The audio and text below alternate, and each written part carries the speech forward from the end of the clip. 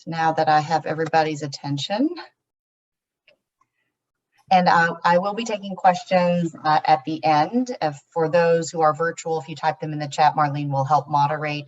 And for those who are in person, come up to the mic. So I'm talking today about the firearm epidemic and policies for harm prevention. And although I'm a pediatric emergency medicine physician, this is really kind of centered on all ages. My disclosure is that my co-editor, Dr. Fliegler, and I did publish a book, Pediatric Firearm Injuries and Fatalities, the Clinician's Guide to Policies and Approaches to Harm Prevention, for which we receive royalties. So why are we talking about this today? I know I don't really have to explain it to you, but this was a headline literally from last week in my local paper, the Boston Globe. So one man had more than 200 guns, and he was randomly shooting them in his neighborhood when the police were called, and then they came into his home. And this is just his garage, but apparently there were guns on every surface, on the kitchen counter, on the living room table, on the other coffee table, which is frightening enough. But then he actually had young children in the home as well. And it turns out he had bought the majority of these guns in the span of 6 months, and had been having more and more erratic sort of mental health behaviors. So, how does this happen? And this was in Rhode Island. And then the week prior was this headline: Sandy Hook families settle with gunmaker for $73 million over massacre. So I think on the surface, maybe that sounds good, but we have to remember this happened almost 10 years ago. So finally, 10 years later, the Sandy Hook families, which suffered an unimaginable, horrific tragedy with the deaths of their children and of the teachers in their community, finally get $73 million from the Remington company that manufactured the AR-15. And it's not because the actual weapon killed the children. It was through a loophole because of the marketing done, and that was how they were able to settle. So with that introduction, the objectives for my talk today are: number one, to describe the epidemiology of firearm injuries and deaths; number two, to analyze the effectiveness of policy on firearm injuries; and number three, to understand how to use research to inform policy and advocacy for change. So first we'll talk about epidemiology, then I'll talk about the effects of policy specifically on firearm injuries, discuss a little bit about the current landscape of firearm research, and then how do we get from research to advocacy to policy, with some time for Q&A at the end. So this gives you an overview of firearms and fatalities in the United States. So in 2020, there were 45,222 firearm fatalities among US residents. This is of all ages. And you'll see the dark purple bars represent homicide by firearm, which is the highest percent of total US deaths. And then the lighter purple self-harm or suicide, and then the kind of pink color or unintentional deaths. And it turns out that firearms account for about 1.5% of all deaths in the United States. But in young adults, 15 to 24 years old, it accounts for 1 in 5 deaths are by firearms. And it is the leading cause of death in that age group. This is a map that just shows you firearms and motor vehicle deaths. So motor vehicles are the other leading cause of death in the United States, and that's of all ages. And so the blue states are the ones where firearms are the leading cause of death, and the green states, in contrast, are the ones where motor vehicles are the leading cause of death. So there's Wisconsin. So firearms actually lead the number of deaths compared to motor vehicles. And you'll see actually my state of Massachusetts, motor vehicles lead firearms as a cause of death. So let's drill down into this. So what types of firearm deaths are, killing our US citizens? So this is firearm deaths by intent. And you'll see here now the blue states are firearm homicides. So more among firearms, in these states, firearm homicides lead as the intent of death from firearms, and the green states are suicide. So again, among all firearm deaths, the majority of firearm deaths in Wisconsin are from suicides. And if you look, probably about 80% of the United States tells that same story. And then just to look at some numbers, as I told you, there were 45,222 firearm deaths in the United States in 2020. In contrast, there were 42,632 motor vehicle crash deaths. And we know that firearm deaths do not affect all populations equally. There are huge disparities depending on the intent of the firearm death. So this looks at firearm homicide by race and ethnicity. On the x-axis, you see different age groups starting from 0 to 4 all the way to greater than 85 years old. And on the y-axis, you have the fatality rate of deaths per 100,000 population. And that tall red line represents Black population. The green line are Hispanic population, and the blue line is white population. And you can see here, and again, this is a statistic, I'm sure most of you, if not all of you, know that Black males are killed at 15 times a higher rate than white males. And this is all males. And this is a graph looking at male firearm suicide, where we see a very different story by race and ethnicity. So again, you have age group on the x-axis and the death rate on the y-axis. And again, you just see this much higher rates of death in the white population. And you see it really escalating after about age 60. And we know that fatality really varies by intentional. Right, so about less than 5% of unintentional shooting. So you find a gun, you fire it, you accidentally shoot somebody. Less than 5% of them are fatal. Assaults, about 20% are fatal, but suicide, 88 to 90% are fatal. So why is that important? Well, we know that in many suicide attempts, that those individuals don't actually attempt suicide again. So if they attempt in a way that is not uniformly fatal, there's actually time for regret. There's time to tell somebody, there's time to get some medical help and mental health help. But if you try to kill yourself with a firearm, you're almost always going to be able to kill yourself. And so how does that relate to firearm ownership and suicide? So this was a nice study done by my friend and colleague, Dr. Matt Miller, and it was published a while ago, but I think still very relevant. So in this graph on the x-axis, you have the gun ownership rate by percent. And on the y-axis, again, you have, this is the non-firearm suicide deaths. And you see it's relatively flat. So even in states with higher gun ownership rates, the overall non-firearm suicide rate stays about the same. But then when you look at gun ownership rates and firearm suicide deaths, you see that there is a very tight correlation there, that as you have more guns and more gun owners, firearm suicide death rates increase. And that if you look at total suicide death rates, that's really driven by the firearm suicide death rate. And if you consider serious psychological distress, that does not really seem to vary over different states, despite what the gun ownership percentage rates are. So this appears, again, these are correlations, that having higher gun ownership rates certainly is associated with having higher firearm suicide death rates. And so again, if we're thinking about different methods of self-harm and fatality, on the x-axis, we have different types of self-harm methods. So we have firearms, poisoning, cutting, suffocation, hanging, and all other methods. And then on the y-axis, you have the fatality rate or percentage. So I already told you that firearms, 88 to 90% do end in death. And I just want you to think for a second, well, how often does it happen for poisoning or for suffocation, or if you combine all other methods? Well, you'll see that poisoning, cutting, and piercing actually have a very low fatality rate for about 3%. And suffocation and hanging is higher, but not as high as firearm. And all other methods are relatively lower as well. So why are we seeing this epidemic of firearm deaths and injuries as well in the United States? Well, the US population, according to the 2020 census, was about 330 million people. So I'm just going to pause here and let everybody think, well, how many guns do we have for this number of people in the United States? All right, I hope everybody has a number in their head. So it turns out we have about 390 million guns. And I say about because guns are not registered the same way cars are. So we actually have no idea exactly how many guns are in the United States, but this is sort of the best approximation that we have.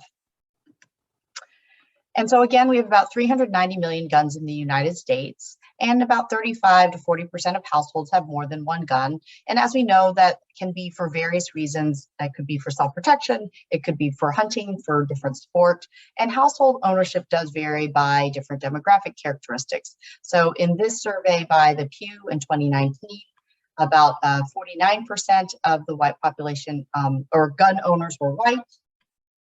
And among all gun owners, 41% were suburban. It also varies by political affiliation, so about 57% were Republican, and the majority, 67%, owned guns for protection, but you'll also see people owned it for hunting and target shooting. And there's a higher percentage of gun owners in states outside the Northeast. And so how do people feel about gun ownership versus gun rights? So this was a survey also done by Pew, and they asked voters if they thought it was more important to control gun ownership than to protect gun rights. And you'll see back in 2000, that we were a little bit closer together when you looked at Democrats versus Republicans. And over time, just like many things, as we've experienced in the last 5 years, we have grown sort of further apart as far as gun ownership versus gun rights. But then when you think about guns in the home, and remember the graph sort of about gun ownership, percentage gun ownership and suicide death rates, do you think having a gun in the house makes it a safer place to be or a more dangerous place to be? So this was done in a poll by Gallup and looked at a span from 2000 to 2014. And the dark blue line started around 35% thinking that it was a safer place to be, but then you see that that has dramatically increased over time, so that more people who are surveyed now feel like having a gun in the home is safer, whereas less people think that it makes it more dangerous. So how dangerous is it really to have a gun in the home? So studies have shown that there's a 22-fold higher rate of gun suicide within the first year of purchase. And I'm talking a little bit more about suicide because that's an area where perhaps there could be some more prevention done. Not that it can't be done for homicides, but we know that for every 10% increase in household firearm ownership rates at the state level, that males have a 3.1 per 100,000 increase in firearm suicides. And then there's still an increase for females, but just not as much. And so in Massachusetts, where gun ownership is around 23%, you see that the rates of increased risk are not as high compared to Wyoming or to Montana, where gun ownership rates are higher. And how do we compare to the rest of the world? Well, the population of the world was 7.1 billion, so that was back in 2017, and the population of the US accounted for 4.43% of that. There's an estimated 644 million guns, civilian-owned guns in the world back in 2017, and civilian-owned guns in the US accounted for 42% of that. So again, we account for 4% of the world population, but we account for 42% of civilian-owned guns in the world. And what does that mean as far as people? So this is a graph on the x-axis. You see firearm ownership as rate, firearms per 100 people. And on the y-axis, again, you see firearm death rates per 100,000 individuals. And you'll see all these other countries sort of, clustered down at this bottom left-hand corner. And then US is up here. So we have the highest firearm ownership rate and by far have the highest firearm death rate. And we're seeing these effects in kids too, right? So it's not just for adults, but just for kids. So this graph on the x-axis has the years from 1990 to 2020. And on the left y-axis, you see the fatality rate per 100,000 youth. And we're defining youth as 1 to 24 years old. And if you look at the light blue line, that reflects motor vehicle crash deaths. So you'll see that back in 1990, that definitely was a much higher rate of death for children and youth. However, that has decreased dramatically over time compared to now firearms, where since 2017, those lines crossed, and now firearms are the leading cause of injury death over motor vehicles. And then you see this sharp uptick in 2020. So that's firearms, and there's motor vehicles. So we're definitely going in the wrong direction where kids are concerned. So now what can we do about this? So I'm going to analyze the effectiveness of policy on firearm injuries. We'll talk a little bit about policies in general, and then some of the science behind their effectiveness. So this is the state of US firearm legislation in 2020, at least for Idaho, where there was one gun law, and Massachusetts, where we had 103 gun laws. And then for some reason for Wisconsin, I can only get 2018 data. So again, I'll let you think in your head if you know how many gun laws you had in Wisconsin in 2018. It was somewhere between these two numbers, I'll tell you that. So 23. So I don't know if you're surprised that it's higher or lower than what you thought. And there's actually currently a case in front of the Supreme Court of the United States. We expect a ruling in June, and this is from a New York case, the New York Rifle and Pistol Association versus Corlett. And this challenges a New York law. So the current law is that to have an unrestricted license to carry a concealed weapon outside the home, you have to have proper cause. So you have to have a special need for self-protection to just have, a concealed weapon when you walk around. So the U.S. Court of Appeals Second Circuit actually upheld this law, but then took it all the way to the Supreme Court. And the Supreme Court is actually looking at this case in a very narrow way, basically limiting the issue to whether the state's denial of individuals' applications to carry a gun outside the home for self-defense violates their Second Amendment. So people who are curious about firearm policy are very interested to see how this current Supreme Court is going to weigh in on this case, where traditionally they have really actually stayed away from firearm cases for the most part. So let's take a step back and just talk about what kinds of firearm laws. So you saw in Massachusetts, we have many, many laws, and not all of them are effective, but here's some general ways to think about laws. So the first are buyer related. So buyer regulations, right? So how old are you to buy a gun? Are there any reasons to prohibit you from buying a gun? There are prohibitions on high-risk gun possession, so substance use, previous felony, mental health concerns. Background check laws. So most states have, or every state has a law where if you buy a gun from a federally licensed gun dealer, they have to do just a standard background check using a federal database. However, some states have stronger background check laws where they have universal background check laws, which mean not only do they use this federal database, but they also can look at local law enforcement data to see if somebody was a threat to someone else, for example, in a domestic violence situation, so that you would not allow that person to have a gun. And again, as I said, the basic state laws right now just say you do get a background check if you buy a gun from a federally licensed gun dealer. However, there are a lot of loopholes if you buy a gun at an auction, at a gun show, if it's a personal sale, that you don't necessarily have background checks. So universal background checks mean guns purchased in any situation, you have this broader sort of background check.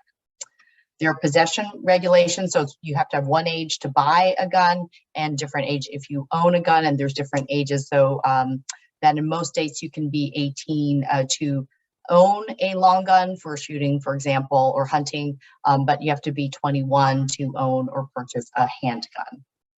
And then different states have different gun trafficking laws to be able to track guns that might be used for crime. And then there's dealer and firearm. So those were buyer or gun possession laws. And then there's dealer and firearm related laws. So dealer regulations around reporting gun thefts, ammunition regulations as far as age. So not only just age to buy a gun, but age to purchase ammunition. There's laws around assault weapons. So everybody probably remembers after Reagan was shot, there was a federal assault weapons ban for about 10 years, but that was allowed to expire.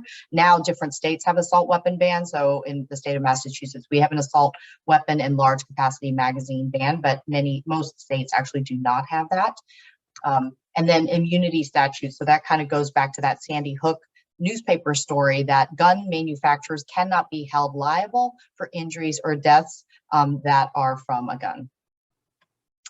And then there's some what I just call related to general environment firearm laws. So concealed carry permitting. And so some states are shall issue states. So if you apply for a concealed carry permit, you will definitely get it. Other states are may issue, which means that local law enforcement would look into your background to make a determination if you should be allowed to conceal carry. Stand your ground laws. Of course, this is the law that George Zimmerman was tried on in the Trayvon Martin shooting. Basically says that if you feel unsafe in your own property, that if you shoot somebody and injure or kill them, that you can't be held liable because you were doing it in your own self-defense.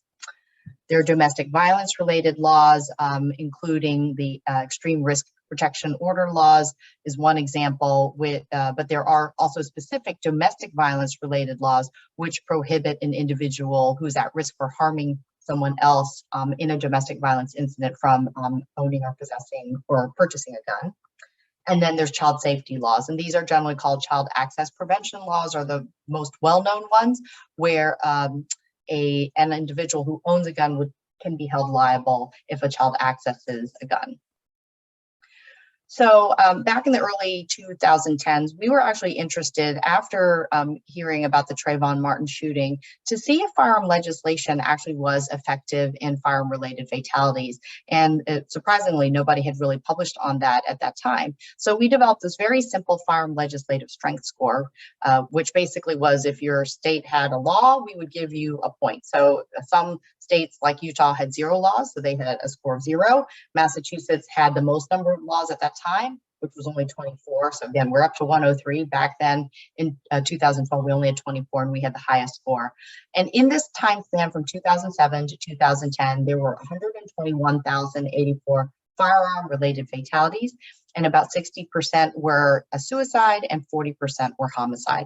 And that percentage has remained relatively stable over time. And so this simply shows a correlation of legislative strength score on the x-axis, and on the y-axis you have the firearm fatality rate per 100,000 individuals. And you'll see that we actually had a statistically significant correlation, meaning states that had stronger legislative strength scores had lower firearm death rates. So again, here's Massachusetts down here, there's Louisiana, and then Wisconsin back at that time was kind of in the middle with a lower legislative strength score, and then kind of on the low middle end of firearm fatality rates.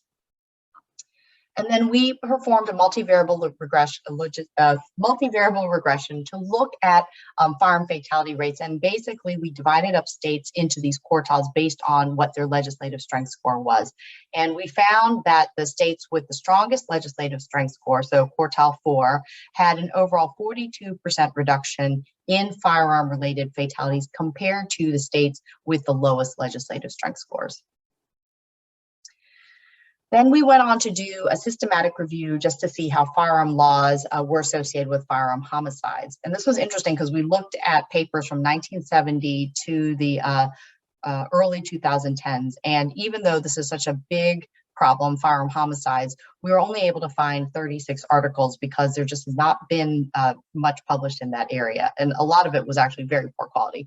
But basically, we concluded that increasing firearm restrictions, like with background checks, was associated with decreased firearm homicides, but relaxing firearm restrictions were mostly associated with increased rates. So laws like stand your ground laws and repealing existing laws were associated with increased rates of firearm homicides. The shall issue laws, as far as concealed carry permits, those studies had mixed results, but what was not effective was restricting sales of certain types of firearms, like what they would call Saturday night specials, little cheaply made handguns that were easy to conceal. This was a systematic review that looked at a bunch of studies for firearm legislation. So this graph looks at firearms, and on the left-hand side of the graph, that's the percent decrease in percent change in homicides and firearm homicides. And you'll see for the most part, these studies show that firearm legislation was associated with a decrease in homicides, except for this one study, which actually looked at a repeal of a law. So again, made it less restrictive, and that was associated with an increase in firearm homicides.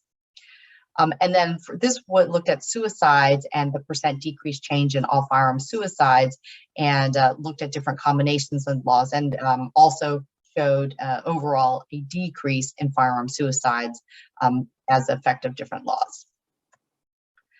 So again, we have many categories of laws, and even among those, right, there's multiple laws within each category. So which gun laws should we consider?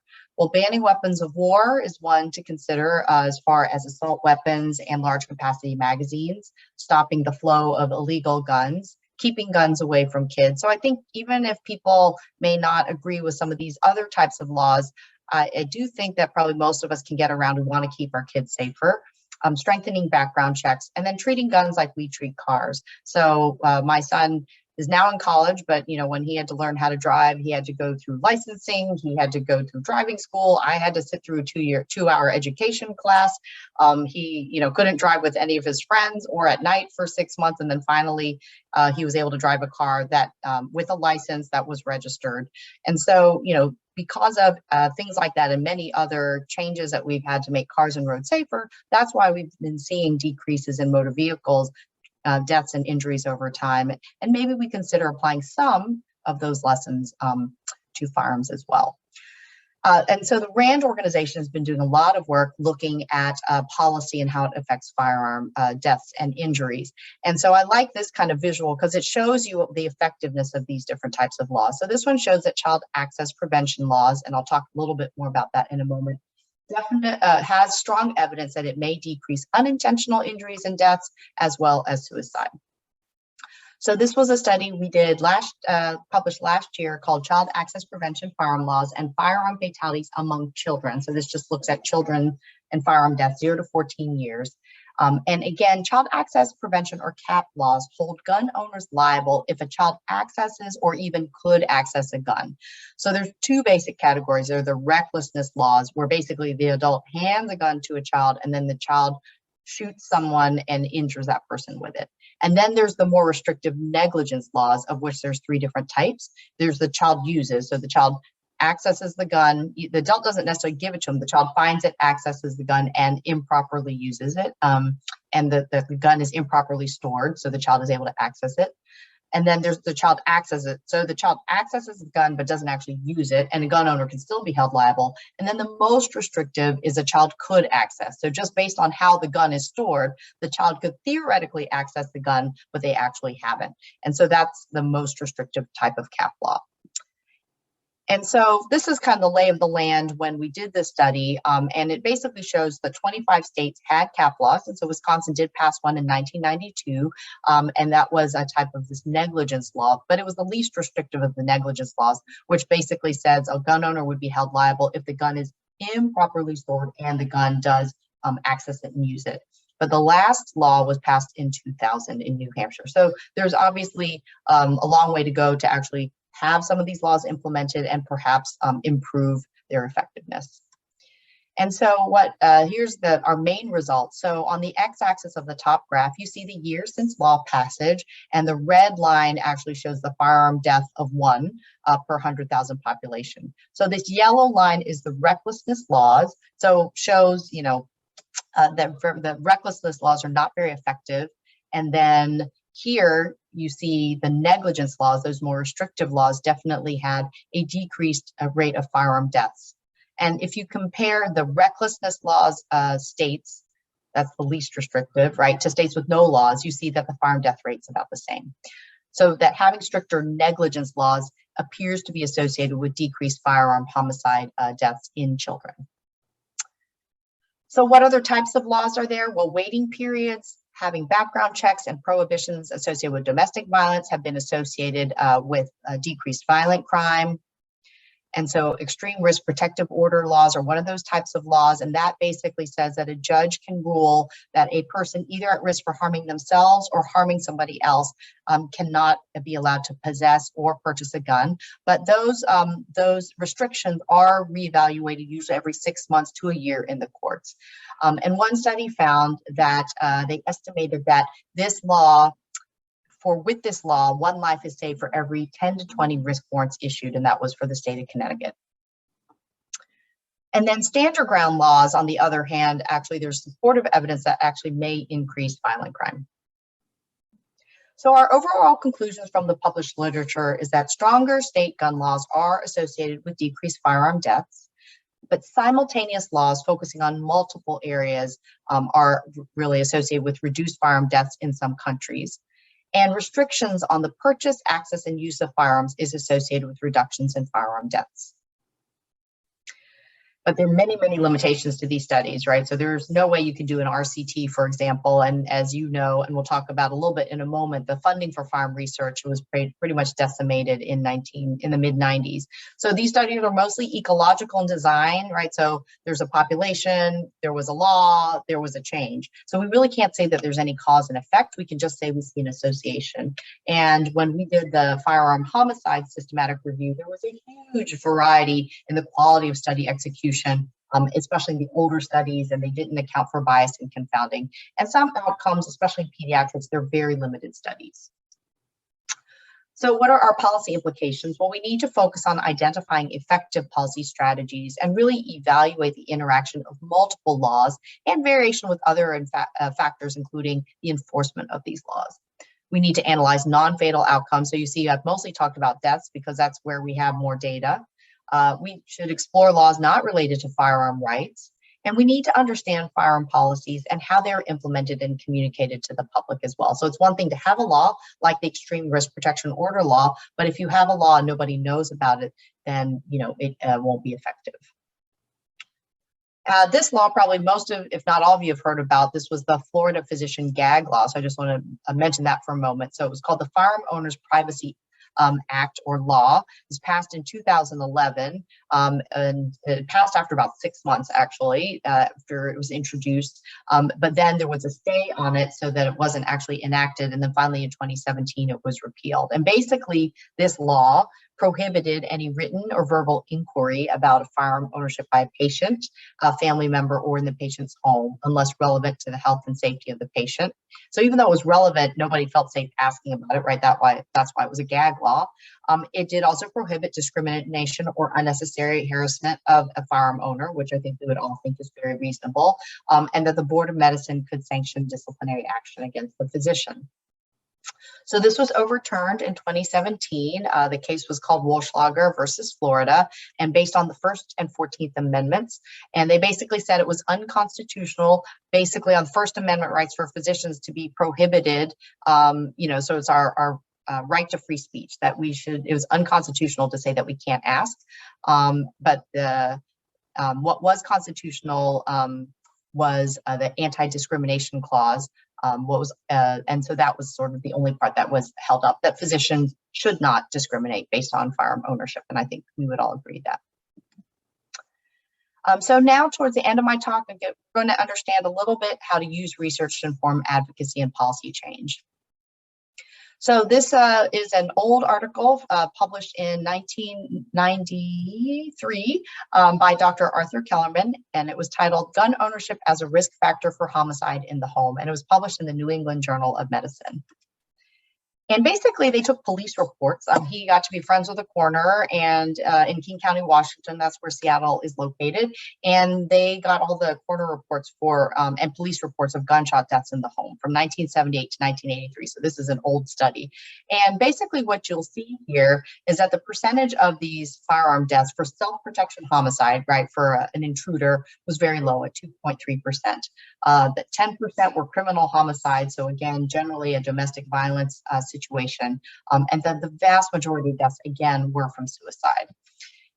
And so excluding suicide, members of a household, right, people who lived your own home, the people you're trying to protect with your gun, are much more likely to be killed than a stranger, right, or an intruder coming into your home. And so the authors of the paper concluded that people who keep guns in their homes appear to be at greater risk of homicide in the home than people who do not. Most of this risk is due to a substantially greater risk of homicide at the hands of a family member or intimate acquaintance. So again, I've been sort of saying this over and over since the beginning of the talk, but what I should have mentioned is that is not a new concept. Like, we have known this for a very long time, but we've not been able to, move the needle on this.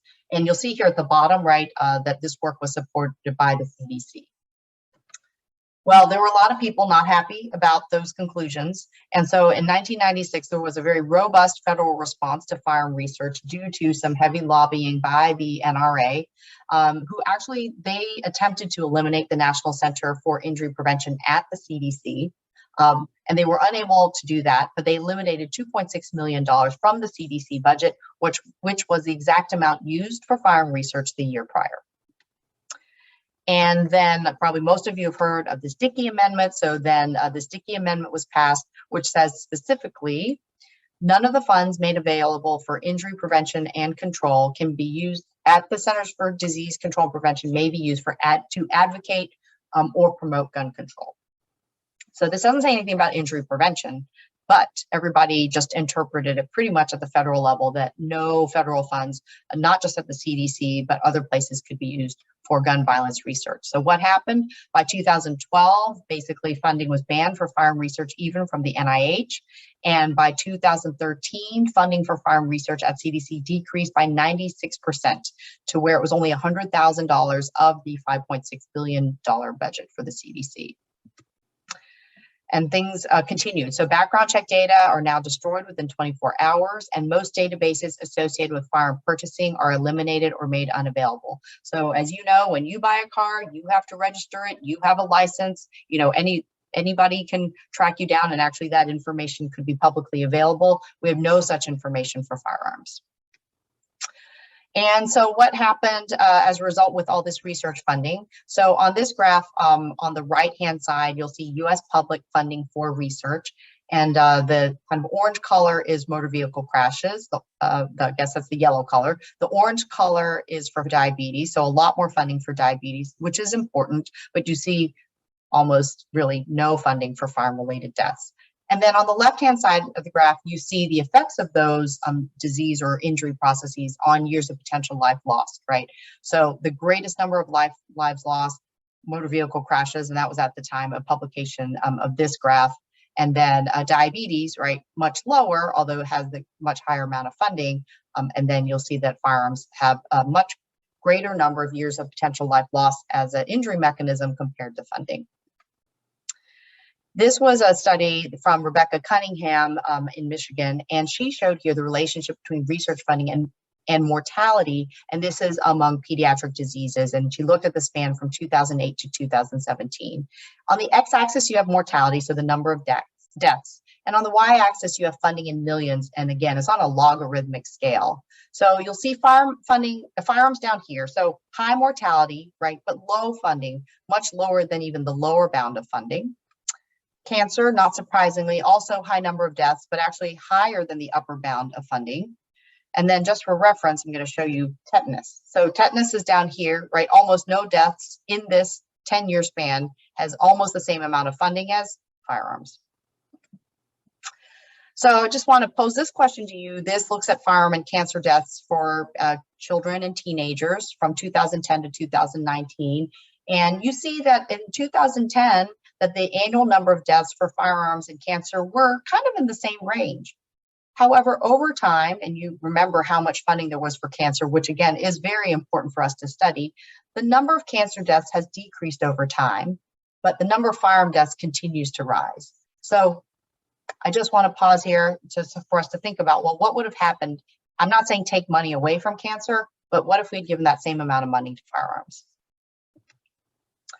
So the good news is in 2020, Congress did appropriate $25 million in research funding that was equally split among the NIH and the CDC. And then actually in 2021, they appropriated $50 million. However, the budget that was just passed last week ended up only giving $25 million again total. So $25 million appropriated in 2020, and again, $25 million. This is for the 2021 budget, which was just passed last week for the NIH and the CDC. So now what can we do? So we know that we have increasing firearm deaths, not just among children, but among adults. And we know that, yes, we finally have some firearm funding research funds, but it's certainly not nearly as enough to sort of make up for lost time. So I think having these conversations is important. So again, I really thank Dr. Melzer-Lang for inviting me, and for all of you inviting me today to speak about this. We need to educate our families about, when you have guns, what the risks are, especially for curious kids who might find a gun and accidentally, shoot or even kill somebody, or a teenager who may impulsively want to kill themselves. We need to also talk with our families. Maybe you don't own a gun, but you may have relatives who have guns in their home, or certainly friends. So asking, because again, you've got these curious kids, curious toddlers, or teens and adolescents who might be at risk for either harming themselves or harming somebody else. So just knowing, are there guns in somebody else's home and how are they stored? And then we need to advocate for both laws as well as effective and practical laws, as well as for research funding. So you can do that by calling and emailing both your state and federal legislators. And then, as you all know, it's important for us all to vote. So for policy, where do we go from here? Of course, I would say we need to advocate for increased research funding, child access prevention laws. So no matter where you are on the debate on guns, again, I think we can all come together and say we do not want to see our children harmed. And I really hope that that's a place maybe we can start a conversation about how do we keep our kids and our teenagers safe.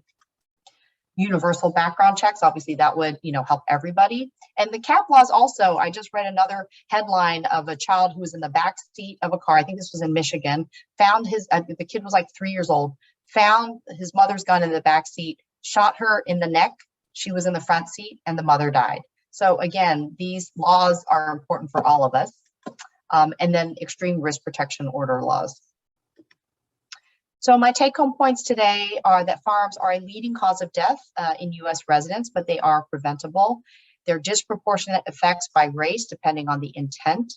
And household firearms, we know, increase the risk of death, and that stronger policies are associated with decreased firearm deaths. And as clinicians, we play an important role in firearm safety anticipatory guidance, talking about increased risk of having a firearm in the home. What are some safer storage options, and the Asking Safe Kids campaign. And that physicians, as you know, are a critical voice for individual patient advocacy, but also for legislative advocacy for effective policies.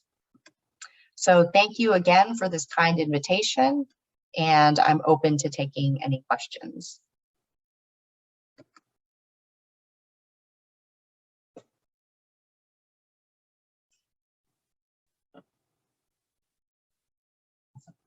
And if you're online, feel free to put questions in the chat, or if you're in the room, oh, we see a hand, or just take yourself off mute. Hello. Hi, Alan Daniel. I'm a retired internist, and I want to thank you for the talk. It was a whirlwind. Having been retired a while, it's hard for me to keep up the lecture that goes that fast, but I give myself some credit for hanging in. And I did want to mention, I don't know if it was mentioned, I got a little late, but Dr. Stephen Hargarten, who was here when I was at a meeting at the same group, maybe 30 years ago, I don't know, talked about the same subject. And he was an emergency physician here in the emergency room at the medical college and was very active in developing this field in his career, as you may know. And I think it was very interesting how I remember when this kind of became a public health issue.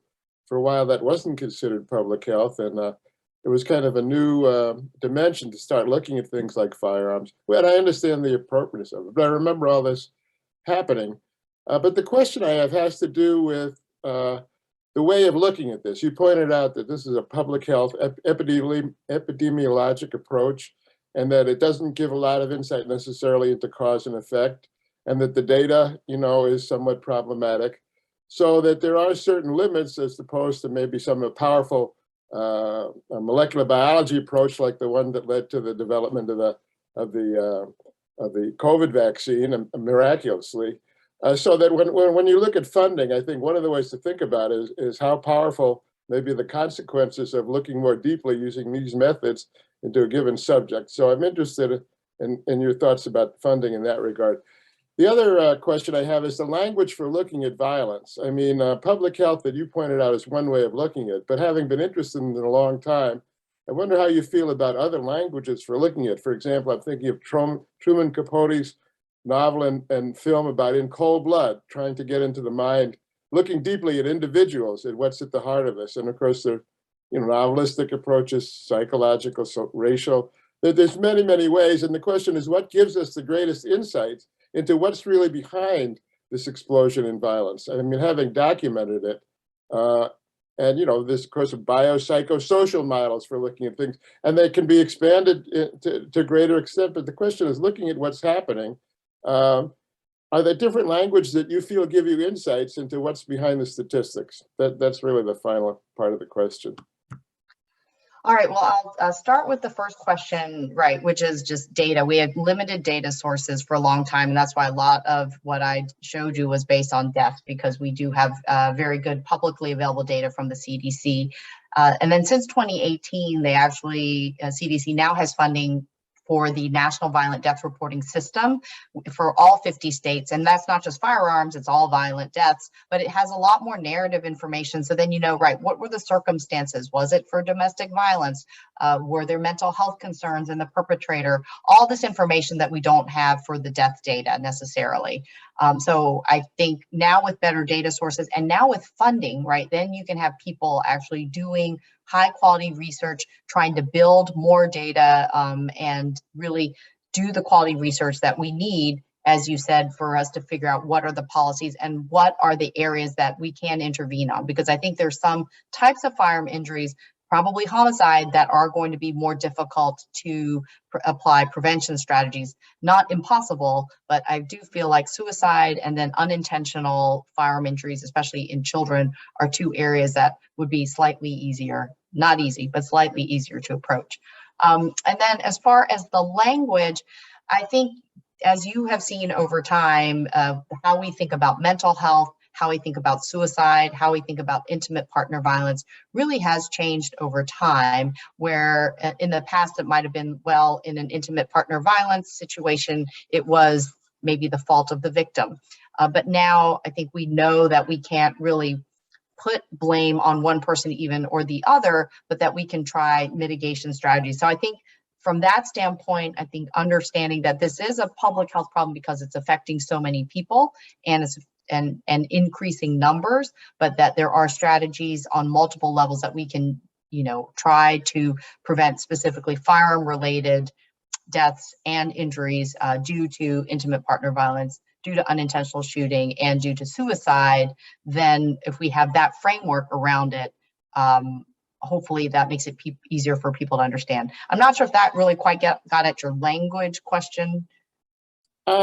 It goes toward it. I just wonder, when you see the statistics of the increase, with all your attention to the subject and the amount of, you know, that you've given to it in groups and so on, I'm just wondering if you wanted to answer, why is violence increasing the way it is, gun violence and other violence?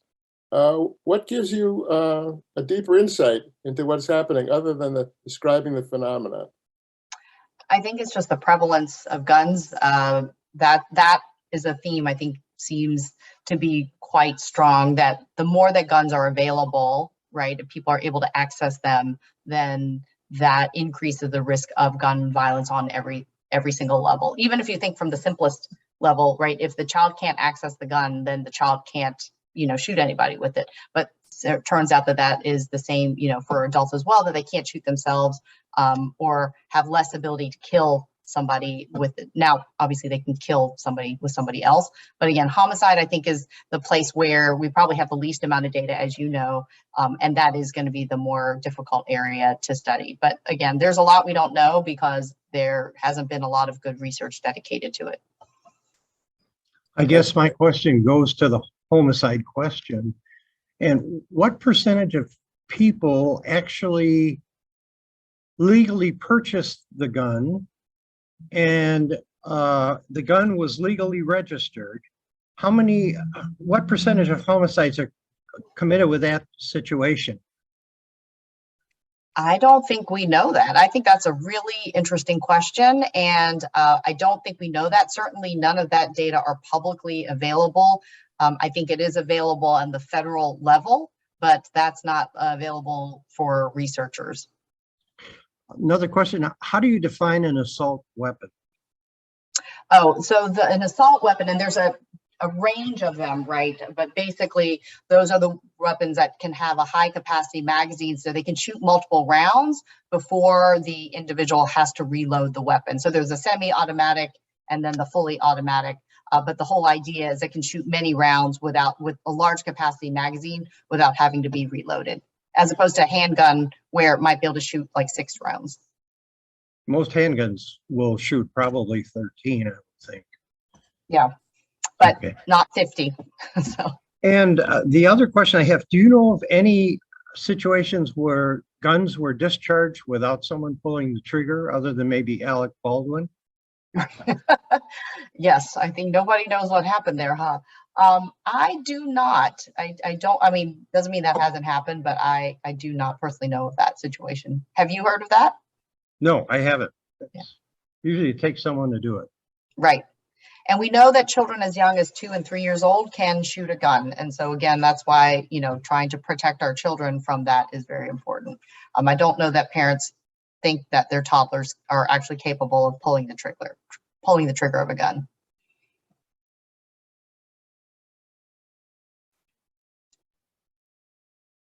Other questions for Dr. Lee?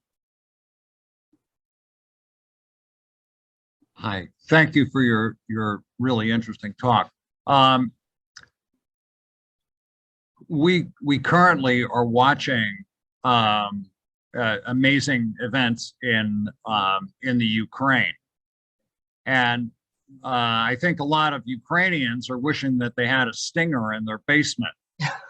I'm wondering what the impact of this kind of event has on gun ownership, gun use, and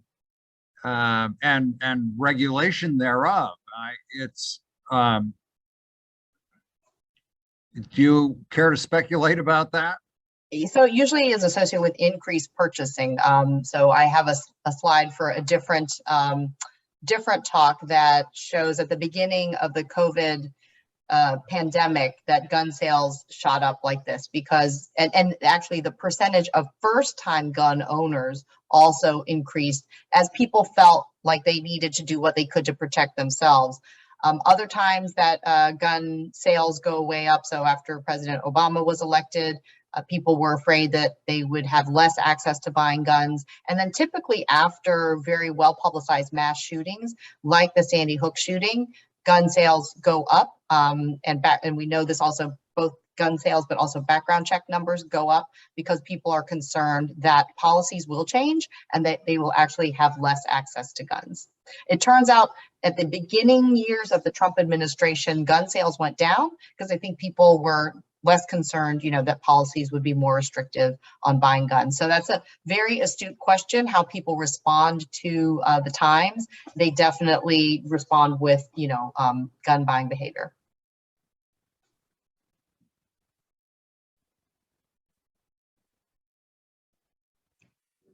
Actually, there's another question. You had you showed some astonishing disparity by race in gun-related deaths, but presumably what is causal there is not race, but rather something else. What is the something else? So I think probably for homicides, especially, the social determinants of health are going to be an important part of that, the environment in which you live, and then feelings of safety, and likely the legal environment as well. I think for suicide, that is less understood. Why? And again, I'm a pediatrician, so if any internists in the audience or geriatricians have an answer, I would actually be very interested to see why we see this big spike, especially in males, in white males over the age of 60 for gun-related suicides. That I don't actually have a very good answer to. Oh, maybe we have an answer. Maybe not. I'm an internist, but I just read an article today that most suicide by gun, the individual has never sought any type of psychological treatment. And the other part of that, though, is that they frequently have told others about their thought about use of a gun to kill themselves. So that may be the screening place to try and identify and find it, because it's not going to be in the psychiatrist's office. Yes, and that's true for pediatric suicide, that it's an impulsive act. And so it's oftentimes, you know, there is no sort of clue to tip you into the fact that a child might be thinking that. So I think Dr. Lang has a question. I had two patients that I'm aware of that committed suicide, both with guns. One had been under psychiatric therapy and actually had been inpatient for depression. And I was told by the psychiatrist after it happened, you know, the patients seemed to be getting better. Both took great pains to make sure their spouses would not be blamed. And arranged for someone to be with the spouse when they actually carried out these events. So one had been in therapy, the one had kept it very quiet. And the psychiatrist told me either they're getting better or they're making their final plans. Yeah. That must have been hard. Yeah, that must have been hard to deal with. That's interesting to think, you know, that they cared about their loved ones to make sure it was very clear, right, that there was no blame. There was a clear alibi, so to speak, you know, for their loved ones. They both of them had somehow, even though they were in the geriatric age group, and they both viewed themselves, well, one had a very successful business and retired, and then felt they had nothing else to do with their life. And the other felt that they weren't successful, even though they had been. A little bit like that valedictorian in the pediatric age group that everyone thinks is doing terrific. Yeah. And I think that's the other important point, right? Gun violence, of course, I've been talking about the individual, but how it affects their family, their loved ones, and their community, and the people who are part of their community. You know, that obviously stays with you for a long time.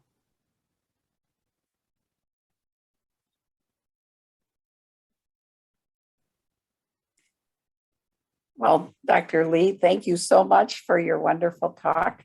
And I know we can applaud, I think, but I don't know what those people over at the University Club are doing. I think they're applauding. I can see them. Yeah, I think they're applauding. At least one of them is. But thank you so very much. Well, thanks to everybody for their attention, and I appreciate all your questions and your attention today. Thank you so much. Thank you very much, Dr. Lee, and we will have our next meeting on the 3rd Tuesday of this coming month. See you then. Good night. Thank you. Good night.